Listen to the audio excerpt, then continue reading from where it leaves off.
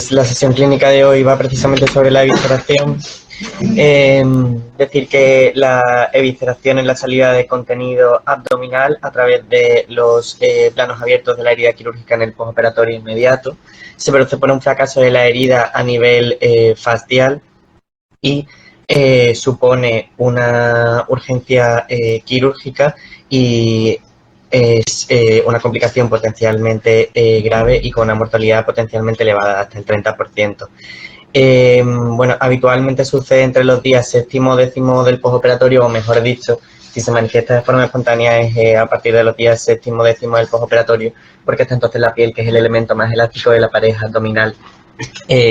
favorece o permite la contención de las vísceras. En cuanto a incidencia, extraído de un artículo con bastante tamaño muestral, aparece del 1 al 3% de las laparotomías, del 0,2 al 5% de las electivas y entre el 8,5 y el 45% de las laparotomías urgentes. Y se ha descrito entre un 8 y un 44% de riesgo de revisceración. Decir eso, que los procedimientos que se realizan son heterogéneos y la literatura que hay al respecto es de baja calidad. Sobre todo para contextualizar y para dar las recomendaciones en este aspecto, nos vamos a basar en las guías de la EHS para la evisceración, que tienen el objetivo de permitir a todos los profesionales quirúrgicos que pueden lidiar con la evisceración, de facilitarles por recomendaciones en los métodos y los materiales utilizados. En cuanto a la clasificación, comento brevemente: una evisceración cubierta o incompleta sería aquella que, estando el plano facial dehiscente, tiene piel y tejido celular subcutáneo intactos.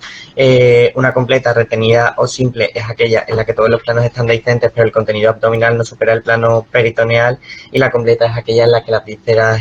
o el epiplon ya superan el plano peritoneal. Es decir, que la evisceración puede afectar a parte de la herida o a toda ella. En cuanto a la fisiopatología, una vez se realiza el cierre de la herida, comienza el periodo de cicatrización, que en un periodo de algo más de 70 días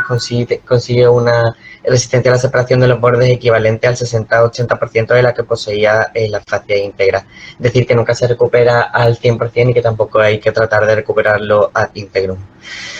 En la primera semana, de hecho, que es cuando se produce la evisceración, la resistencia a la separación de los bordes aponeuróticos depende íntegramente de la sutura aplicada, y es a partir de la segunda semana cuando aparece una progresiva resistencia ya a la separación de los bordes por el proceso de cicatrización. Y en torno a la cuarta o sexta semana se adquiere una resistencia que equivale al 50% de la que poseía la fascia íntegra,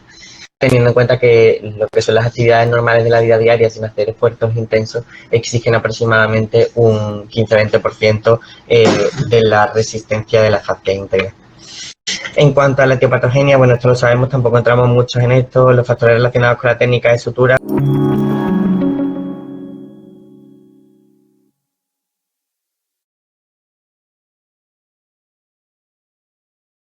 color rosado, inodoro, que empapa los apósitos de la herida y que fluye entre los puntos de sutura de la piel. Incluso al explorar la herida, en esos casos, ya quizá podamos ver algo de grasa del epiplon entre puntos de sutura. Otras formas de presentación menos evidentes, por ejemplo, pacientes con febrícula prolongada, taquicardia, malestar general, sin otra justificación, con dolor en la herida quirúrgica, distensión abdominal o ilio prolongado, podrían presentar una evisceración contenida por la piel y el tejido celular subcutáneo. También, por ejemplo, pacientes con un ilio paralítico que se instaura ya tras una semana de la cirugía y hasta el momento estaban evolucionando bien.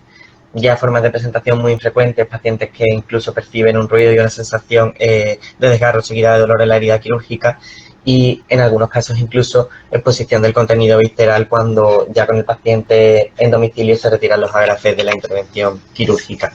En cuanto al diagnóstico, si la evisceración es completa, el diagnóstico es evidente solo con la exploración física. Si la evisceración es cubierta, la clínica compatible con la salida del líquido serosanguinolento junto con la exploración de la herida quirúrgica permite diagnosticarla. Aquí también destacar el papel de la ecografía a pie de cama, ya que sobre todo en pacientes en los que incluso por bien debilidad, podríamos plantear un tratamiento conservador, que luego iremos a ello, evitar la apertura de la herida con la consiguiente necesidad de curas constantes y la probabilidad casi del 100% de la infección de una herida abierta. Y bueno, en pacientes que los que el diagnóstico se haga por hilo paralético prolongado, las pruebas de imagen, como podrían ser una ecografía o un TAC de abdomen, permiten descartar, además de la evisceración, la presencia de complicaciones asociadas. Por ejemplo, aquí vemos un paciente con un hilo paralítico que al hacerle el TAC se encuentra una evisceración. En cuanto, ya pasando al tratamiento, que es la parte más importante de la sesión, reseñar que la evisceración supone una urgencia quirúrgica que tiene una mortalidad elevada, como ya hemos dicho, superior al 30%, y una importante morbilidad potencial si no se consigue un cierre de la herida, con laparostomas, fístulas intestinales y una incidencia de hasta el 33,6% según las series de ventración postoperatoria. Fundamental decir que es prioritaria la restitución de las vísceras abdominales a la cavidad. Y que mientras se lleva a cabo es prioritario mantener la superficie expuesta con paños, con compresas estériles humedecidas con suero fisiológico preferiblemente caliente, y que la cirugía debe ser lo más precoz posible realizando una exploración de la herida completa. En cuanto a los gestos comunes, ya pasaremos ahora al tratamiento específico. Pues decir que hay que retirar el material de sutura, todo el material de sutura de la piel del tejido aponeurótico. La herida reciente permite avanzar simplemente haciendo gestos suaves con el dedo para explorar toda la herida quirúrgica. Se deben de tomar muestras para cultivo microbiológico, ya que probablemente en todas las evisceraciones existe una infección polimicrobiana. Lavar con abundante suero tanto la cavidad abdominal como la herida quirúrgica. Explorar la cavidad abdominal para descartar complicaciones asociadas, como podrían ser abscesos o deficiencias de sutura, y evacuar los hematomas y esfacelos de la herida quirúrgica para exponer bien los bordes de la herida y permitir una técnica de cierre adecuada. En cuanto al cierre primario, las guías de la EHS recomiendan que en pacientes con o sin adherencias de las asas intestinales a la pared y sin fístulas intestinales se recomienda el cierre facial, que debe hacerse con una sutura de monofilamento,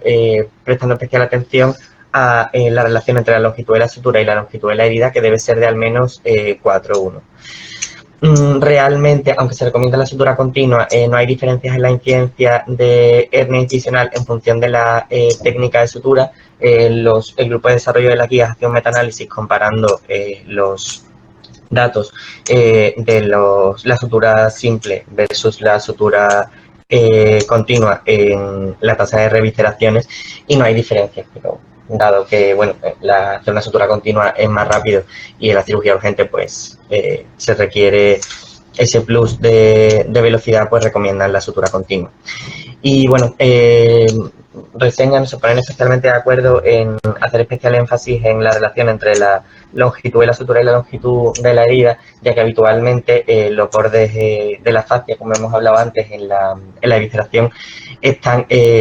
muy dañados por los desgarros del material de sutura, y el hacer que esta relación sea mayor permite obtener una mayor resistencia y una menor tasa de revisceraciones. He puesto dos artículos que me parecen interesantes, recientes, son de un grupo danés y publicados los dos en 2021. Este primero tiene el objetivo de determinar si un cierre estandarizado de la pared abdominal reduciría la tasa de revisceración, dado que, como he dicho en la introducción, pues los procedimientos para tratar la evisceración son muy heterogéneos y habitualmente incluso un poco aleatorios. Entonces, lo que hacen es que dividen, crean una cohorte de, a partir de entonces, un grupo estandarizado para el tratamiento de la pared abdominal. No siguen exactamente las recomendaciones de la EHS. Ellos lo que hacen es un cierre en bloque, incluyendo todas las capas de la pared abdominal, y no utilizan small bites, sino utilizan bocados grandes de sutura. Es verdad que sí lo hacen cada 5 milímetros, pero utilizando bocados grandes porque así dicen que no entran en donde los bordes de la fascia están más dañados. Y lo comparan con una cohorte histórica con diferentes técnicas para llevar a cabo el cierre de la pared abdominal. Aunque sí que es verdad que la cohorte histórica es un grupo hasta 2010, y entonces se utilizaban quizá menos técnicas de cierre diferido, por ejemplo con BAC, en los pacientes que no estaban adecuados para el cierre por una tensión de la fascia excesiva, lo analizan y no hay diferencias estadísticamente significativas en la utilización de técnicas de cierre diferido. En cuanto a la tasa de licencias, fue significativamente menor para la reparación estandarizada, concluyendo que quizás estandarizar la forma de cierre en la evisceración podría disminuir la tasa de revisceración. En este mismo grupo hacen, dentro de la cohorte de cierre estandarizado, miden resultados más a largo plazo para ver si esto disminuiría la tasa de hernia incisional, y la tasa de hernia incisional es de alrededor de un 33%, similar a la descrita en la literatura, con lo cual esta técnica que ellos describen quizá podría disminuir la tasa de evisceraciones, pero no disminuiría la tasa de hernias incisionales. En cuanto al refuerzo asociado con malla, sin dar una recomendación fuerte, es decir, lo hacen como recomendación de buena práctica clínica después de discutirlo en el grupo de desarrollo de las guías, recomiendan el refuerzo con malla cuando el cierre facial sea posible en los pacientes eviscerados, aunque dejan la decisión de usar malla, el tipo de malla y la localización de la malla a criterio del cirujano. Hacen un metaanálisis sobre los estudios que analizan para realizar estas guías y ven que el refuerzo con malla tiene una menor tasa de hernias incisionales, pero con una mayor tasa de, como lo llaman ellos, ocurrencias en el sitio quirúrgico, que engloba infecciones del sitio quirúrgico, hematomas y seromas. Y no hubo diferencias en la mortalidad. Un poquito, bueno, eso resumiendo, o sea, establecen que no pueden dar una recomendación fuerte al respecto ni por la escasa literatura, por la baja calidad de la literatura y porque además, bueno, generaría quizás, según dicen ellos, un compromiso en la selección de los pacientes más adecuados para la colocación de una malla para el cirujano, y además se asocia a unos costes más elevados y, como ya hemos dicho, unas mayores tasas de morbilidad, con lo cual no hace una recomendación fuerte al respecto. Ahora pasaremos a analizar dos artículos, pero muchas posibilidades de dónde colocar la malla, aunque como los bordes de la fascia suelen estar bastante dañados, como hemos dicho varias veces, quizás parece lógico la colocación de una malla en posición online, si bien es verdad que se aumenta la tasa de seroma, así que en ese caso podría asociarse a dispositivos de vacío como el Pico para tratar de disminuir la tasa de seroma. En cuanto al refuerzo con malla, bueno, pongo un artículo, uno de los de mayor tamaño que he encontrado, porque son todos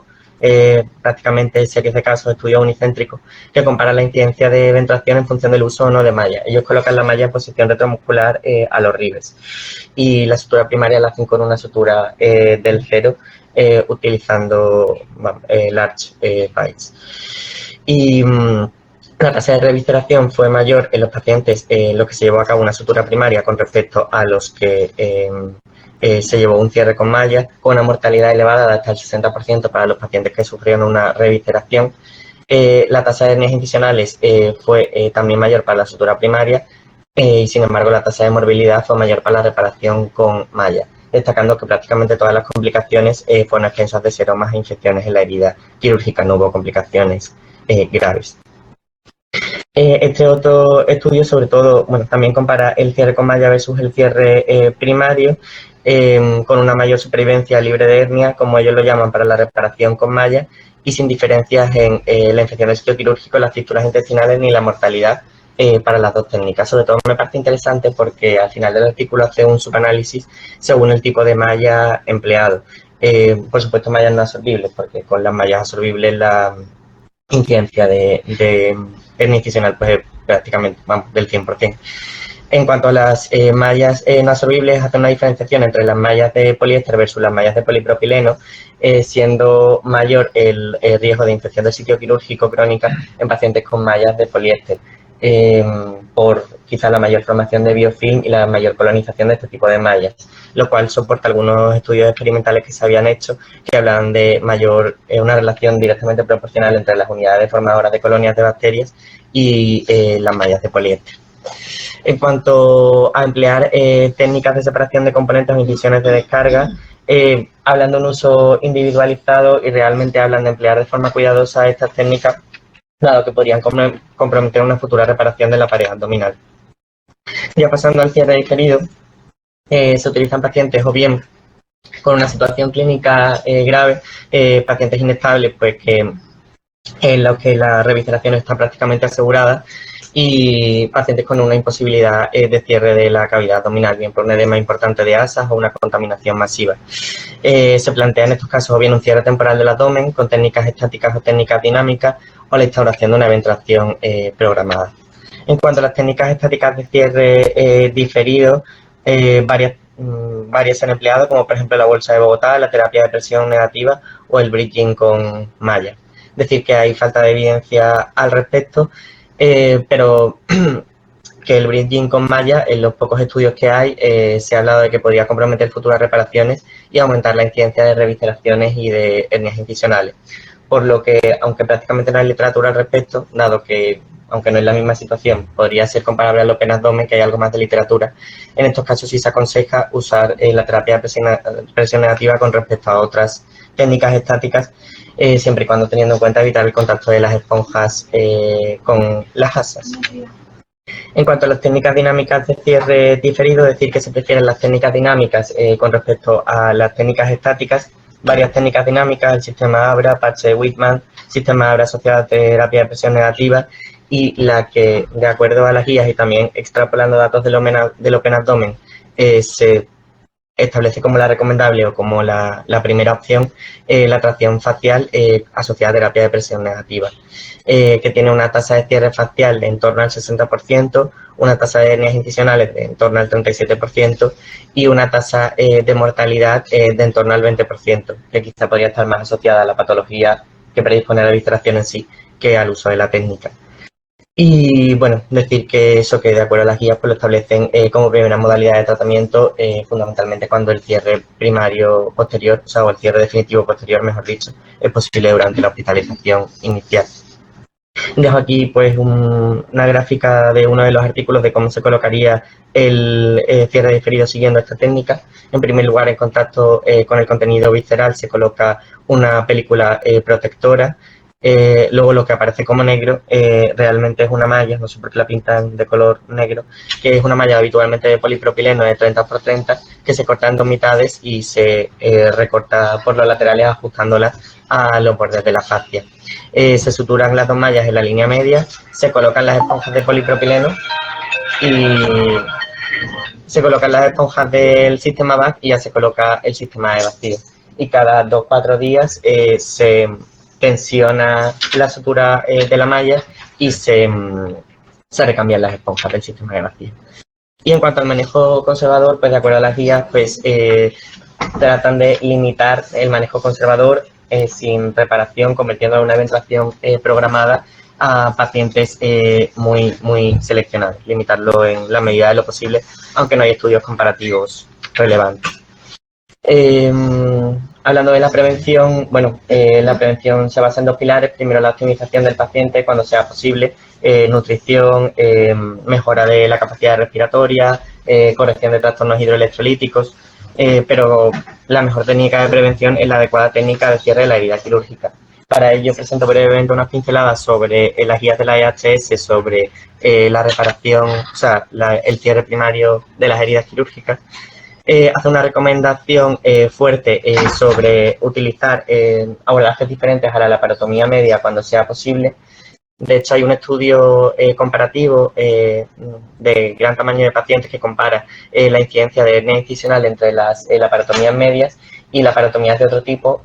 como por ejemplo transversas, incluyendo las oblicuas o paramediales, y establece que hay una mayor tasa de hernias incisionales para los abordajes de la laparotomía media versus los abordajes diferentes a la laparotomía media. Si bien es verdad que de lo que estamos hablando en estas sesiones de la evisceración y no hubo diferencias en la tasa de evisceración. Hablan de emplear sutura continua para el cierre de la pared abdominal. Esto también tiene matices porque es verdad que cuando se compara la sutura continua con la sutura discontinua en los artículos, habitualmente para la sutura continua se emplea un monofilamento de reabsorción lenta y para para el cierre a punto simple se emplea una sutura trenzada con reabsorción normal, por ejemplo un Vicryl, con lo cual esto podría afectar claramente a los resultados con respecto a ese aspecto. No se recomienda el uso de sutura de reabsorción rápida, esto también con una recomendación fuerte. Y también se recomienda el uso de suturas de reabsorción lenta con respecto a las de no reabsorbibles por la presencia de un cuerpo extraño posterior, asociado a mayor dolor postoperatorio y otro tipo de complicaciones. Para el cierre de la laparotomía media, en las laparotomías electivas, se recomienda un cierre en una sola capa aponeurótica, sin un cierre en masa del tejido. No se recomienda, por un nivel de recomendación débil, el cierre del peritoneo. No hay recomendación sobre el tamaño de la sutura, aunque en los estudios de mayor tamaño con respecto a ese aspecto prácticamente siempre emplean una sutura del 2,0 y no hay recomendaciones en el cierre de la laparotomía urgente, o sea, es decir, todas estas recomendaciones están diseñadas o analizadas, mejor dicho, para el cierre de las laparotomías electivas. Y con un nivel de recomendación débil abogan por la utilización de mallas profilácticas en pacientes de alto riesgo, pero limitan estos pacientes de alto riesgo a pacientes muy obesos o, por ejemplo, los abordajes abiertos de los aneurismas aórticos rotos. Esto de la EHS, ¿no? De la EHS, ¿no? De la EHS. Y bueno, ya pasando a las conclusiones para finalizar, decir que pues todas las recomendaciones que se pueden hacer sobre este aspecto están limitadas por la baja evidencia y la baja calidad de la evidencia, que se recomienda el refuerzo con malla durante el cierre primario facial de la evisceración, siempre individualizando los casos. Que se cuestiona el papel de las técnicas avanzadas como la separación de componentes porque podrían dificultar una reparación posterior. Que cuando no sea posible un cierre primario inmediato se prefieren las técnicas dinámicas sobre las estáticas,